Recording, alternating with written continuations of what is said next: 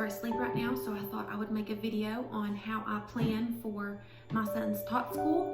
He is 3 years old and I need to redo some of our plans, so I thought I would bring you along with me. So here we go. Okay, so I will start with the lesson plan template. This is a blank one. I wanted to show you one that was blank before I show you one filled out. This was found off Teachers Pay Teachers and it was actually free, so I will link it down below in case you would like to use one. You will see if you download it yourself that it looks a little different than mine. I have changed ours to fit our needs. I keep all of our plans in a small binder. And these two things right here are just our curriculum, the Good and the Beautiful Pre-K course book, and this never changes. And then these are our Bible verse memory cards, and they are done in alphabetical order, and they have a verse to go along with each letter. So I'll try to keep that consistent with whatever letter we are learning each week. So to get started with my planning for the week, I will go back and look at this kind of master key of what theme I want to use for each week, and I did this way ahead of time. That way I can come back and look, and as you can see, I've marked things out because I've changed things a little bit. So next week we are going to do spiders, and it actually is right here. So this is changed. So this spiders moves here. So once I do that, I go get my template, and this is the one that has already been filled out for spiders. Well, I've started to fill it out. Sheet, I've got the week, I fill that in, and then up here I've just got a little random note, spider snacks. I found that off Pinterest and I don't want to forget to do it. So Monday and Tuesday I kind of keep blank because those are the days that my husband is off work and we like to usually run around. Well, we don't like to, but we have to get groceries and things like that. So we run around on those 2 days, so I leave them blank. If we do get the opportunity to do something, I always have extra written down to have something on hand for Graham to do.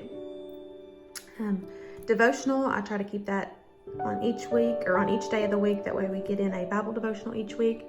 And then I will also be adding whatever verse we learn, but I'm not going to do that until we have learned it because, like I said, we've started to skip a few weeks and I don't want to feel like I'm behind when I'm not behind.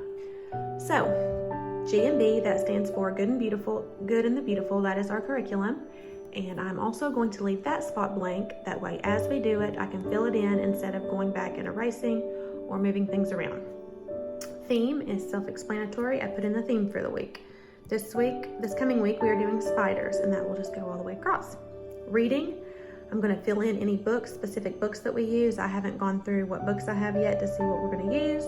I have found a reader off Teachers Pay Teachers that was free, so I'm going to print that out and have that to do for us. Sensory bin, I will keep our beans and our letter of the week, but I'm also going to add in a kinetic sand and spider activity or sensory bin that I found off Pinterest. And then craft and random, I've got spider hat, simple spider. I'm sorry, that's my dog. And also, I've got a few other things I need to fill in. I just haven't done it yet. So once I have looked through Pinterest, looked on Teachers Pay Teachers, and came up with everything that I wanted to do for the week, I then go and print, laminate, and then pull anything that I already have on hand. So I have finished filling in my chart. So now I know what I need and I will go find it. I happen to have these little books on hand, these little nursery rhymes. So we will put those in our bin.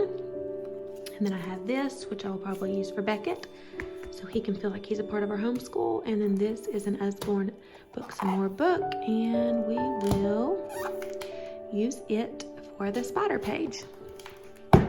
Back to my resources, I found this off Teachers Pay Teachers for free, so we will do this book. This is parts of a spider, and I have laminated it. I just need to put Velcro so we can use this as an ongoing activity, not just one time. He can keep practicing. And then this is a spider Play-Doh mat where we can put his legs and his eyes on. And then I think, oh, no, one more thing. I've got this little spider web and number, and I'm going to let him dip his finger in paint and put however many spiders on the web that it asks for. This is our little homeschool area, and in this basket right here is where I will put all of the supplies that I will need for the week. And then I also have an extra little supplemental books here that always stay here. And then I'll put my lesson plan template on the outside of the binder so it's easy to see and I can know what we're doing for the week.